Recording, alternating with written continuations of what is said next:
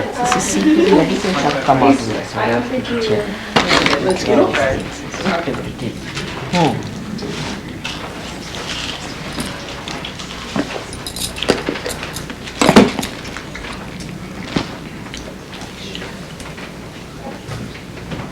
So today is a day according to Indian calendar called as Parivartani Ekadashi. Now today is the 11th day of the moon. 11th day is Ekadashi. Also in Sahaja Yoga you know about Ekadasha Rudra, which is here, which will ultimately destroy all those things which are not required anymore. That is Ekadashi here. That's the 11th. But today is a special day where we are going to use the power of Ekadasha to do the parivartan, means the transformation. It is not for destruction but for transformation. It's such a day to be here in New York where we use the destructive powers for the transformation of humanity.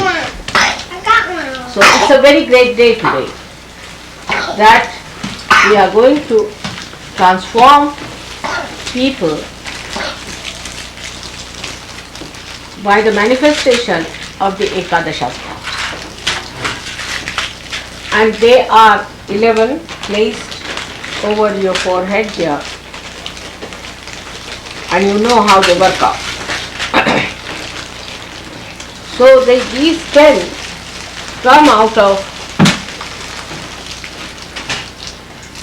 destructive powers of the void. Void has got 10 destructive powers also. Out of those 10, the destructive part settles down here. So when a person is on his destruction, say for example a cancer is setting, then you might feel a throb here at the apex of your void, the throb. And it doesn't logically means that if there's a throb there's a cancer. But if there's a cancer there will be a throbbing here going on. That means the force of life is trying to push it. But the obstruction there starts accumulating on both the sides. And in the center is the center of Vishuddhi, of the Virat, where Sri Krishna has become the Virat, the great primordial. So this is the 11th part of destruction. He has a power called Samhara Shakti by which he kills people. So before killing them and finishing them off, in the compassion of your mother, we have to first try to transform them. If they cannot be transformed, then it's all right. Then Ekadasha takes over.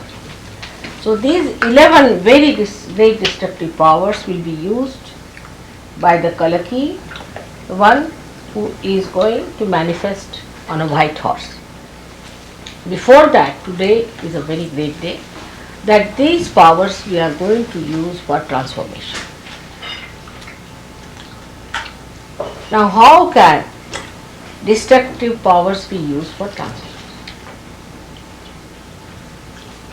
First of all, when people know that there are destructive powers manifesting, they start fearing. They get afraid that we will be destroyed, so we must take to God. That's one of the ways.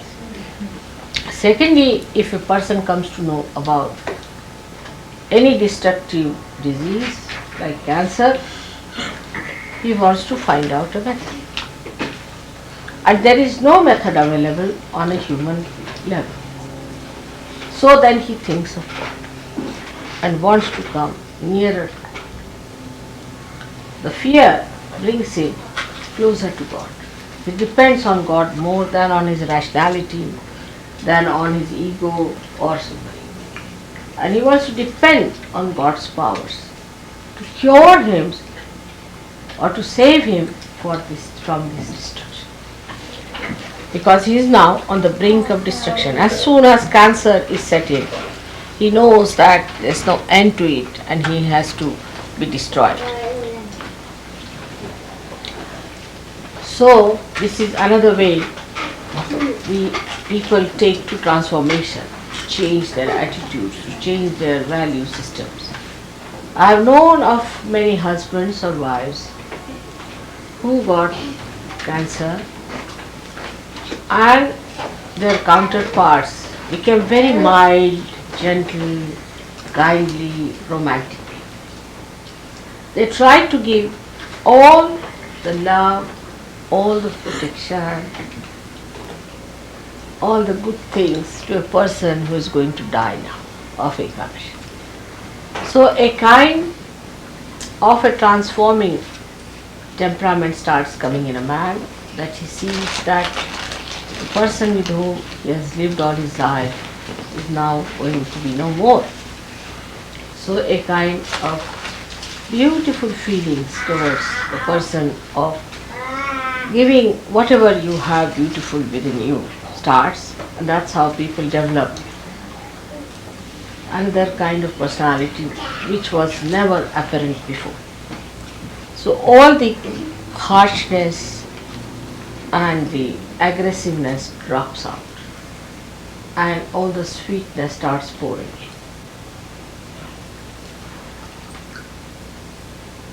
So the compassion in a man is awakened, by which he gets transformed. Many people who lost their relations, kith and kin, become much more gentle, kindlier people, because Ekadasha has expressed its awe. And also another kind of a fear comes into the mind of the people, that tomorrow this can happen to me also. So I must do something about it. So at this time, Sahaja Yoga helps them a lot. They come to Sahaja Yoga because such an emergency is created within themselves. And thus they are rushed for their transformation to Sahaja Yoga. But there's another subtler way this destructive force helps us. By destroying all that is negative within us. Because unless and until that negative is destroyed within us, we cannot become people who can enter into the kingdom of God. We have our ego, we have our superego, and both can be represented here. When you have your ego, very much great ego, then you will find a big blob like ego coming out on this side, a very big one here. Or if you have a superego, you can see another big thing jutting out on the brain here. So on both the sides you might get both the things if both the sympathetic are overactive.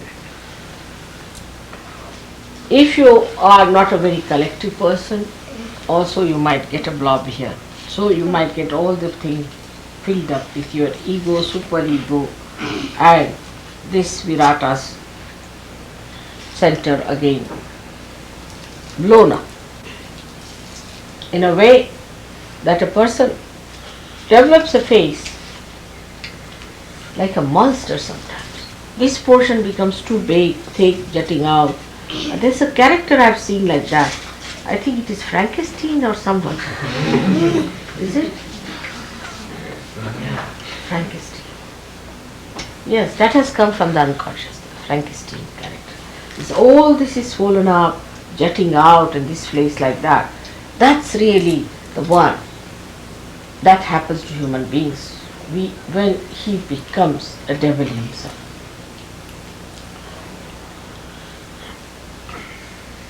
So this is how the Ekadasha works within us to destroy our negativity within us. In India, so many people fast on this for atonement. On 11th day is very common. You must do Ekadashi. All the Hindus and all these people do Ekadashi. That is the 11th day they don't eat anything at all. But you shouldn't do it after the advent of your mother. Because I am the Ekadasha myself. So why should you do it now when I have come? It was done when I was not here just to call me. So now I am back here. You need not do this anymore, the penance of Ekadasha. But you have to be careful. Now Ekadasha comes, as I told you, from the void. So firstly it comes when you accept someone as your guru. Say, who are false, who are anti-God, anti-Christ. So you develop a kind of a thickness on this side when it is the person whom you are worshipping as a guru or respecting as a guru, who is a guru to you, who is not really. So you develop a superego which shows on this side, this part. Now the other side of it shows when a person says, I am my own guru, I am practicing my own meditation, I have nothing to do with anybody's guidance, I am quite alright as I am. Such a person develops the other half. So you have this half developed because of that, and this half developed because of the superego that you get to these false and fake gurus. Now what happens sometimes, that when you get involved into this kind of superego behavior, at that time it so happens that you might take over from them and start using it for your ego. That's the worst time for you. At that time, what you do is to act like the devils yourself. And once you start doing that, your Ekadasha is completely finished. And then I don't think it's easy to get rid of it. It's very difficult. But if it is one-sided, it's much easier to do. So today is the day which is called as the Ekadasha, which is going to bring the transformation. When you are transformed, so many things are automatically destroyed within you. As you can see very clearly, that all your misidentifications drop out. The misidentification that I am an American, that I am a Christian, or I am a Jew, I am this, I am that, all these false misidentifications drop. And you become a naked human being. First of all, you are a human being, and then a superhuman being without the ego. Without the ego. So your ego is destroyed, your superego is destroyed, your conditionings are destroyed, and all your false ideas about knowledge are destroyed. So what remains and emerges out is the reality. Now see, when a flower becomes the fruit, everything practically drops out of the flower, we can say. Like the calyx is dropped out, then the petals are dropped out, and then the apicalyx is there, that is also dropped out. But what remains is the seed. Don't put them there. Actually, if you see, around the seed all these things develop and the fruit remains, the rest of it drops. In some fruits, some part is used, in some fruits nothing is used, a very little growth comes out as fruit and becomes the fruit while the flowers are. So in us also, whatever becomes spirit remains, the rest drops. And that is what it is when we call it the Ekadasha, which brings forth the transformation. And one has to understand, we have to drop out many things. Some people have seen, they said, what's wrong? I am smoking, still my vibrations are wrong. Some say, what's wrong? I am drinking, still my vibrations are wrong. I am going to this guru, still my vibrations are there. I'm having the same type of licentious lifestyle, my vibrations are there. Now it goes a very long way. Vibrations are still there. But suddenly they stop and you find you are out of bounds. You are thrown out completely. But you do not feel how you are thrown out. Gradually find with a tangent you go out. And so one has to be careful about that.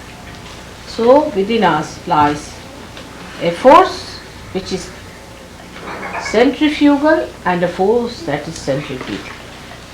So Ekadasha's force is centrifugal by which we are thrown out.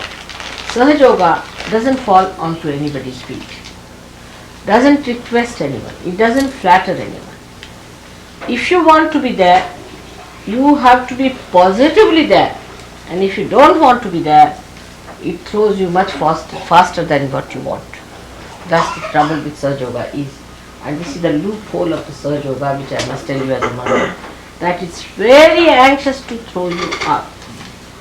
I'll tell you, when Christine, just now she told me also, got engaged to Michael, half of them were thrown out because they had a conception that you must have a romance before marriage. Without a romance, if you have a marriage, then there should be no marriage.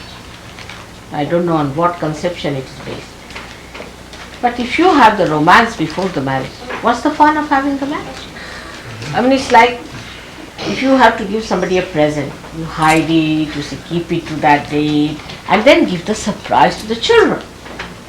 In the same way, if you have the romance already done, what's the marriage? What's the celebration for? It's absolutely illogical.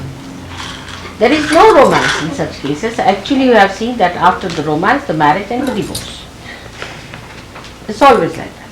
Because you become stale and you find the romance you had before marriage was something, a fantasy that has dropped out, and now after marriage, there is nothing left to enjoy. So you are fed up, and next month you are in the divorce house. But the marriages that take place without the romance, kept all reserved for a particular day, just for that day when you are going to have the real romance and real feeling of oneness. Everything. In India it's a very big thing, you see, the first night of the marriage. And that's why our marriages last. You know, I would say I'm an old woman of 60 years, my husband 63 years, and you can see how romantic he is still. You see, the romance never finishes. Because it starts on an auspicious day, with the sanction of the collectivity, everybody taking interest in that romance. It is such a big thing to be married, all the people enjoying the marriage and enjoy. Would you like some fruit butter? What? Would you like some fruit butter? No, thank you. That's it. So now, this kind of thing when happens to the people who are Western people, think romance is very important. But I don't think one can learn anything from the marriage system of the Western people, because all their marriage system is absolutely in a dwindle down. There's nothing to be learned from them as far as that. We can learn many other things. For example, we can learn how to operate a camera. But to operate a marriage is better you learn from Indians. They have a very solid system of marriage. First of all, the way they are trained from childhood, how to make a marriage successful. Such a lot of importance is given. Then without the horoscope, they will not marry. Without the auspicious date, they won't marry. Everything they work out in such details so that the marriage cannot fizzle out. Moreover, it is worked in such a collective way. For example, supposing my husband wants to trouble me, say for example.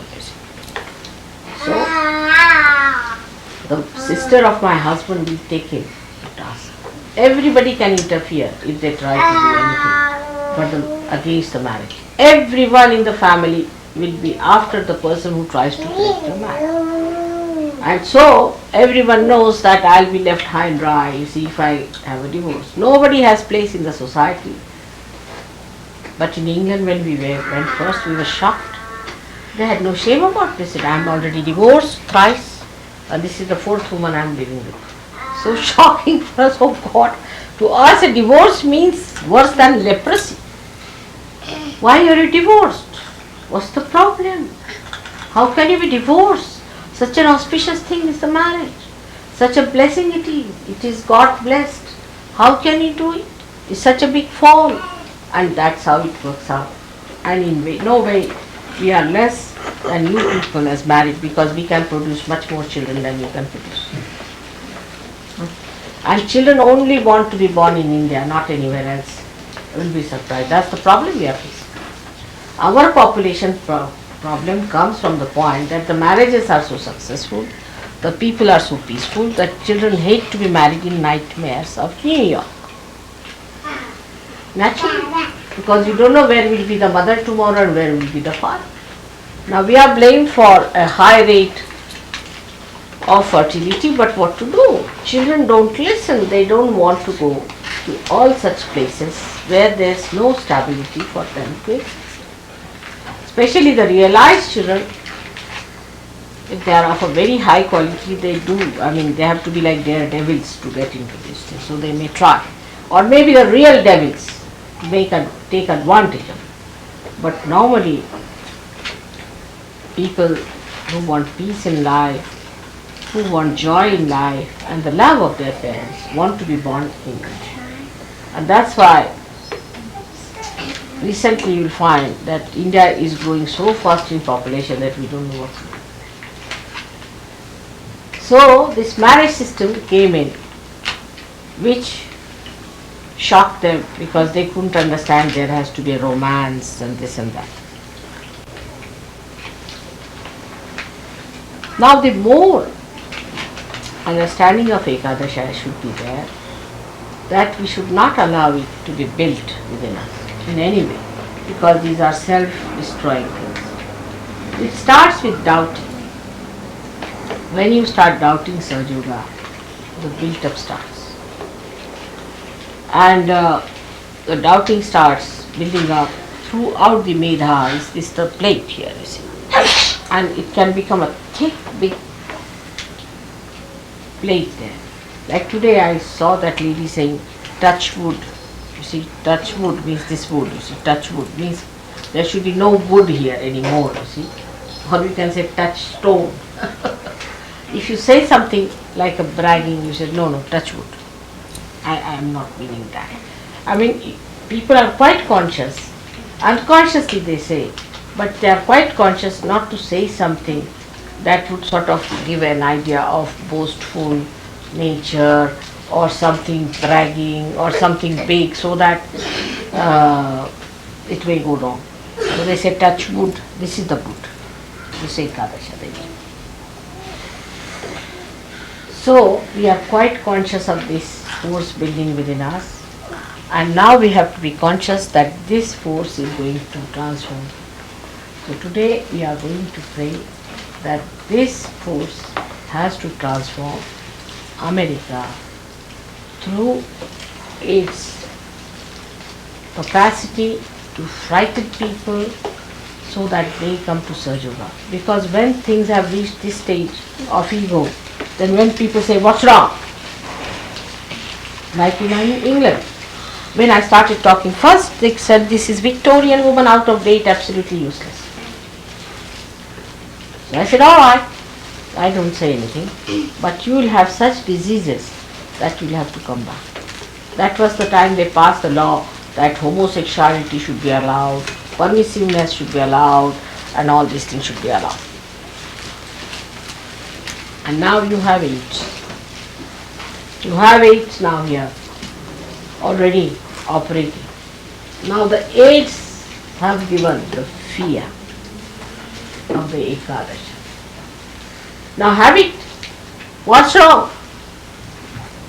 What about that? So this awe and this fear is very important. It's an extremely important thing, that we must have the awe and the fear that God is Almighty. and we are nothing before.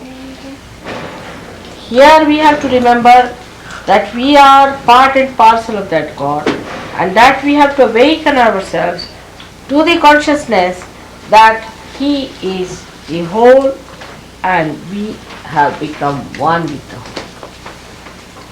That's how we are going to overcome our Ekadasha.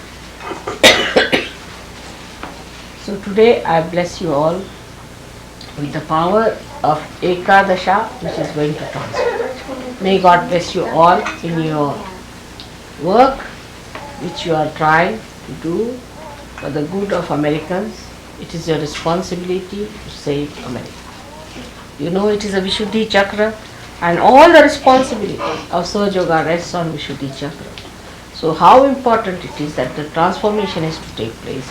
Unless and until the transformation comes in, you will see it will not work out. You cannot talk to people, you cannot communicate with them. So you must pray that transformation process must start, must trigger, and must gallop, and must go on spreading like wildfire. This should be our prayer today. May God bless you.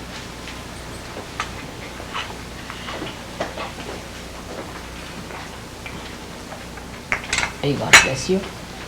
आता पूजन घ्या. त्यानंतर And this sets in when Shiva is angry. Because Shiva is the real Rudra. And his powers are given to Ekadashi. Shiva is the real ultimate dissolution. He is the one who will dissolve the whole world. But he gives these 11 powers of destruction. He has 12 powers, out of which 1 he keeps to himself for the ultimate and 11 he gives to Ekadashi. And when that happens, the Ekadash starts acting in human beings. So today I was thinking that we'll have first Ganesh Pujan and then Rudravishek. त्यानंतर